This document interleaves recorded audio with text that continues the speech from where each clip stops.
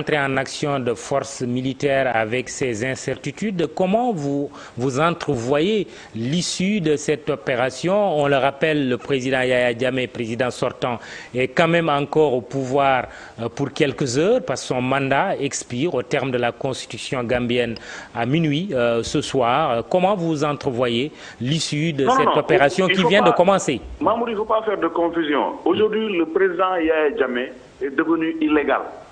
Depuis qu'il a instauré la loi sur l'état d'urgence, mais également depuis que l'Assemblée nationale... Oui, son mandat est quand même en vigueur pour quelques heures encore. Hein? Je parle du mandat. Le mandat, il est illégal dans la mesure où l'Assemblée nationale a prolongé son mandat à partir d'aujourd'hui. Ce qui est une violation de la Constitution. Je parle du mandat au terme de la Constitution, Frédéric. Oui, je parle de la Constitution, moi aussi, écoutez, Mamoudou. Quand vous êtes élu, votre mandat se termine à minuit. Avant minuit, vous décidez de démarrer un nouveau mandat qui aura 90 jours de plus que celui que vous... Vous êtes dans l'illégalité, ça c'est la Constitution gambienne qui le dit. La décision de l'Assemblée nationale et son décret à lui, qui prolonge son mandat, sont une violation directe de la Constitution qui le rend complètement illégal. Et ça, ils le savent. Parce que l'Assemblée nationale, en décidant, en votant la loi aujourd'hui, a commis ce qu'en Gambie on appelle a treasonable offense. Et ça, tous les juristes gambiens aujourd'hui vous le disent. Ils l'ont averti aux députés depuis quelques jours, ce qui le rend déjà caduc. Donc aujourd'hui, il est dans l'illégalité. Il a créé cette situation tout seul. Donc les forces de la CEDEAO sont bien légitimes de vouloir se débarrasser de Yaya Jammeh dès maintenant, dès qu'il a commis l'acte. Et ça, je crois très bien que les experts de la CEDEAO sont en phase avec cette donne-là. Justement, comment vous entrevoyez, Frédéric Tendeng, l'issue de cette opération qui est à ses tout débuts d'ailleurs, hein? Oui, vous savez, Yaya Jammeh a brisé son armée.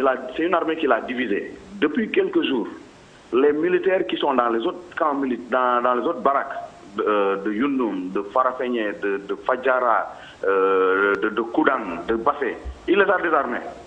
Il ne reste plus des armes qu'avec une certaine portion de la garde présidentielle, ce qu'on appelle les state guards, qui font à peu près 500 hommes. Et c'est eux qui ont le meilleur armement, c'est eux qui ont tout.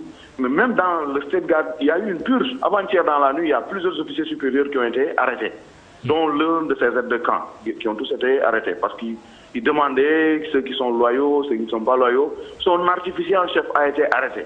Parce qu'il demandait aux gars d'évaluer dans quelle mesure on peut déposer des mines ou des bombes dans les rues et tout le reste. Et le gars dit, je ne le fais pas. Et qu'est-ce que vous voulez dire qu'il n'y aura pas de résistance en Gambie? Il ne peut pas y avoir cette résistance-là, Mamoudou. Il ne peut pas y avoir cette résistance-là. La force de la CEDEAO est de loin supérieure à la force de frappe de Yaya Jammeh. Il le sait tellement bien qu'aujourd'hui, techniquement, la confrontation sera strictement limitée au palais de Banjul et à Kanilai. Il y aura sûrement ces hommes qui vont tenter de retarder les troupes de la CEDEAO. Mais je vous le garantis, la confrontation aura lieu très rapidement à Kanilai et à Banjul. waaw Frédéric Tendeng ñu dem ci wolof ndaxte foofu ca Gambie aussi ñu ngi ñuy suivre foofu ci kàllaama wolof. Frédéric, yow journaliste nga, ñu am xibaar léegi que CEDEAO moom maanaam jël na dogal mandat bi nga xamante ni chef d'État yi nga xamante ni ñoo bokk kuréel boobu fii ci Afrique de l'Ouest jël nañu dogal ne dañuy dal maanaam ci Yaya Jammeh ndaxte jàpp nañ ne mënatul toog foofu en tant que président de la République. Opération boobu nag commencé lu yàggul noo ko gisee. waaw Mamadou may wax ne Yaya Jammeh moo ubbi buntu boobu ndax ay buntu ba nga xam ne jàmm dana am kenn du ko fekki foofu ak fetal ak yëpp def nañ ko ba sonn chef d'état CEDEAO def nañ ko waaye saa yi ñu fa dem mu tuutal leen ñàkkal leen respect ba ñëw ñu dem seen yoon. li ci mujjee mooy mission bi amoon vendredi passé te gis ngeen bi mu ci weesoo na mu piégé président Ellen Johnson Sirleaf ci téléphone jël ko caaxaane ko ba kooku daal di mer.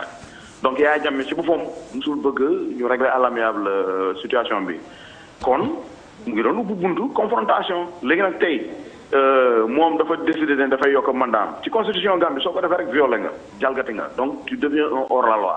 ba mu ko defee tey dafa def un acte de trahison donc moom ak député ak ñëpp ils sont hors la loi déjà. en Gambie déjà ñoom tey militaire sax ñu ko waroon arrêté mais bon comme situation bi noonu la demee sûrement juriste ñoo xam ne ñoo nekk ci CEDEAO ak ils sont au courant de la donne parce que Gambien également fan yii yëpp ñu ngi koy wax. donc loolu xam naa ne moo gën xàll yoon sax gars yi décidé ne léegi dañu war a dal ci kawam ndax Jammeh langage boobu la xam. waaw mais noo gisee nag dal boobu nag opération boobu yow noo ko gisee ndax jàpp nga ni opération bu mën gaaw la wala daal safaan wala. non opération boobu munul nekk safaan ba ndax Yaya Jammeh ci boppam dafa musul respecté ay militaire am ci boppam dafa leen xaajale tout le temps mu jël ñi nga xam ne ñooy state guard mooy garde présidentielle yi ko jege ñooñu la jox ay armes mais ñooñu sax seen bopp barki démb ak barki démb yëpp dafa am ñu mu ci ciblé nekk di leen jàpp di leen arrêté ki nga xam ne mooy artificier bi mu koy téye xam nga mooy kooku nga xam ne ay bomb suñu waree tax mu mooy def mu jàpp ko tëj ko da def ko nag mu def ay xool fan la ñu mën a teg ay bomb kooku nekkoon ma ko def mu jàpp ko tëj ko kaso. yeneen militaire également am na ñeneen ñi gaa yi jàpp kon mu des ci biir soo xoolee yeneen cas militaires yi Yundum Kudang Farafenni Fajara yooyu yëpp Yaya Jammeh daf leen désarmé pratiquement ñooñu ñi fa nekk ñu yor ay fetal bëriwuñu ay quelques nit ñoo xam ne ils sont loyaux donc ñooñu mënuñu tere troupe CEDEAO yi doon pour ñu yegg ci biir Banjul donc Jammeh ci boppam mu ngi firnde ne confrontation moom mu ngi koy xaaree ci palais bu Banjul ak Kanilaay donc yow ñaar endroit yooyu nga am à peu près ay 500 hommes bu bëree ba bëree 700 loolu yow mënul tax ba nga am résistance bu dëgër ci force de frappe CEDEAO. yow daal wax dëgg yàlla moom yemul. ci li nga jàpp mooy résistance du fa am. non résistance mënu fa yàgg. mais lu tax nga wax ko te moom président Yaya Jammeh nekk militaire nekk boo xamante ni régime bu dëgër comme niñ koy waxee. Mamadou ñun militaire Gambie fan yii yëpp ñu ngi jokkoo ak ñoom ci seen bopp ñu ngi xamal nañu ñun kalachnikov yi ñu yor ak roquette yi ñu yor ñun leer nañ ne ñi su ñëwee ñun du ñu yàgg ci loo xam ne mën nañ taxaw di defante ak ñoom benn. ñu ne ñu ñaar xeex su waree gudd mu am ay ñaar ñetti fan ñun loolu duñ ko mën amuñu munition yoo xam ne moo ñu tax ñu mën a yàgg yooyu yàgg. ñu ne ñu ñett xeex bi day laaj pour ñu yor ay lekk ak kërëb yëpp ñu ne ñu ñun fi mu toll nii ñun matériel loolu dañ ko amatul fi mu toll nii parce que dëkk bi dafa dëgër tey gis nga tey am na ñu dem pour jël seen i salaire banque yi dañu wër boo demee ci banque bi ñu ne tëj nañ ñu ne la 14 la ñu bi 14 nga dem ñu ne tëj nañ dëkk bi dafa doxul donc ñooñu si seen bopp dañu amul moral dañu amul boppu doole dañu amul lépp donc confrontation mënu fa dëgër foofu mënul nekk. waa kay Frédérick Tendeng nekk journaliste doon commenté xibaar bi nga xamante ni jot nañ ko sànq maanaam CEDEAO commencé na maanaam li ñuy woowee offensive militaire opération militaire jëmale ko ci nguuru Yaya Jammeh ba gannaaw bi mu jàppee ni maanaam nguuram daal jeex na am na loo xamante ni lu am solo la ñu préciser ko du nguuru Sénégal moo dal ci nguuru Yaya Jammeh waaye dogal la boo xamante ni dafa tukkee CEDEAO mandat CEDEAO parce que loolu lu am solo la ci xibaar bu mel nii teg ci benn général bu baawoo ko réewum Niger moom mooy chef d'état-major maanaam ci misaal bu ñu jàppee ni CEDEAO dafa am l'armée ki nga xamante ni moo nekk ci kaw ci boppu l'armée bi ni doomu réewu Niger la ñu toftal ci nag pour maanaam opération bii nii commandement bi benn généralu sénégalais bi ñuy woowee François Ndiaye moom moo koy commandé loolu defe naa aussi ay information yu am solo la ci wàllu langage militaire comme niñ koy waxee d'autres réactions ce sera également tout à l'heure avec des images qui sont